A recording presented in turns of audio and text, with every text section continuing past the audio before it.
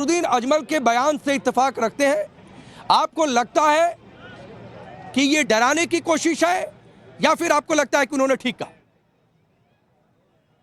नहीं, इसको सीधे सीधे कभी भी इसकी व्याख्या नहीं की जाएगी। इस बयान में विरोधाभास है, राजनीति है और साथ ही साथ एक उसको अलग ढंग से आप समझ सकते हैं कि अपने समाज से एक अपील भी है कि ये तो सच है कि यातायात में मामला बढ़ेगा।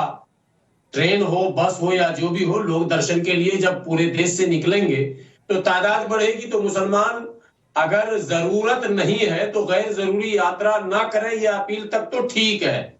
लेकिन इससे आगे ये कहना कि भाजपा मुसलमानों की बड़ी दुश्मन है, ये मैं समझता हूं पूरी तरह से राजनीति है।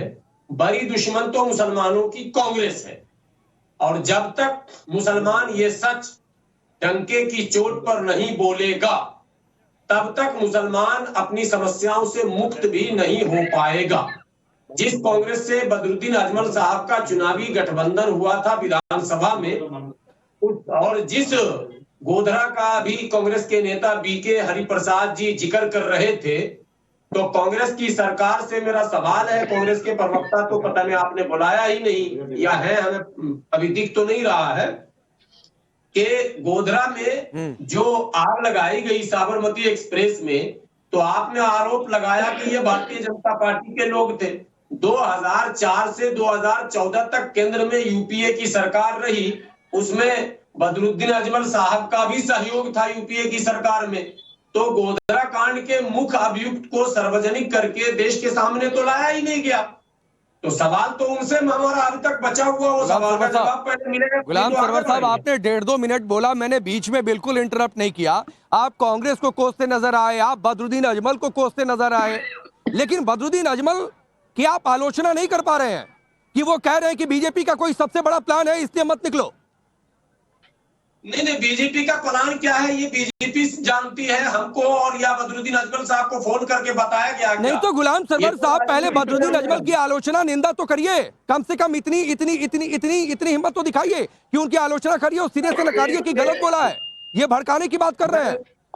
मैं व्यक्तिगत किसी की आलोचना नहीं कर रहा हूं। मैं जो सत्य है वो ये है कि कांग्रेस का बचाव करने वाले और भाजपा को मुसलमानों का दुश्मन कहने वाले दरअसल वो खुद ही मुसलमानों को भ्रमित कर रहे हैं, मुसलमानों को गुमराह कर रहे हैं।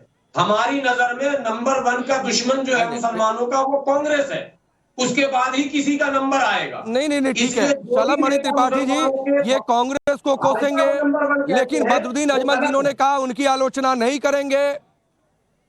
ठीक है, मैं आ रहा हूं। बदरुद्दीन अजमल की आलोचना निंदा नहीं कर पा रहे शलभमणि जी। कांग्रेस के दोस्त हैं तो आलोचना तो हो ही गया। मैं कहूंगा कि ये पूरा प्रकरण अगर आप देखिएगा, मुझे याद आता है कि प्रधानमंत्री जी ने एक शब्द का प्रयोग किया था, राष्ट्र मंदिर। कहा था राष्ट्र का मंदिर है। और अगर आप देखिएगा राकेश जी, तो आप जहां पर खड़े हैं वहीं पर अगर आप जाके लोगों से बात करेंगे, या संभवतः आपकी भेंट हुई भी होगी, इकबाल अंसारी साहब बाबरी मस्जिद का केस लड़ते थे, आप उनको जानते होंगे। इकबाल अंसारी साहब वो व्यक्ति हैं जो बाबरी मस्जिद का केस लड़ते रहे, और जब प्रधानमंत्री जी अभी गए थे बनारस अयोध्या में, तब उन्होंने रोड शो में प्रधानमंत्री जी पर पुष्प वर्षा की।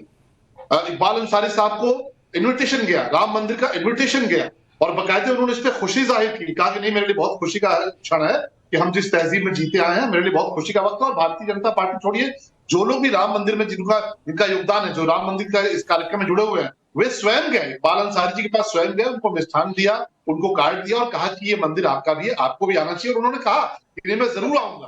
तो बहुत से लोग जो हमेशा से लड़ाने भिड़ाने की राजनीति करते थे, बदरुद्दीन अजमल टाइप के लोग, उनकी निश्चित तौर पे उनकी दुकान बंद हो रही है।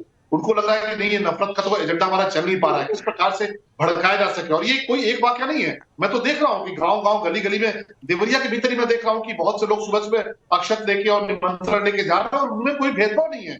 वो मुस्लिम भाइयों के पास भी जा रहे हैं कि भाई देखिए ये कार्यक्रम है, इसमें आपको भी आना है, और बहुत से मुस्लिम भाई भी इसमें जुड़ रहे हैं। तो प्रधानमंत्री जी ने जो राष्ट्र मंदिर कहा, वो एक पूरी की पूरी जो कल्पना थी वो साकार होती हुई नजर आ रही है। हर कोई इसको मान के चल रहा है कि ठीक है, आपसी वैचारिक मतभेद था कि वहां पर क्या होना चाहिए, लेकिन आज जब वहां पे भगवान राम का भव्य मंदिर बनने जा रहा है, भगवान राम की प्राण प्राण प्रतिष्ठा होने जा रही है वहां पर, तो उस जश्न में कोई एक व्यक्ति शामिल नहीं, उस जश्न में पूरे 140 करोड़ हिंदुस्तान के लोग शामिल हैं। लेकिन इससे बहुत से लोगों का पॉलिटिकल एजेंडा खराब हो रहा है। बदरुद्दीन साहब के जैसा, या भी हमारे कुछ साथी इसी पैनल में बैठे हैं, वो भी कुछ ठीक जहर है, बोलेंगे। मैं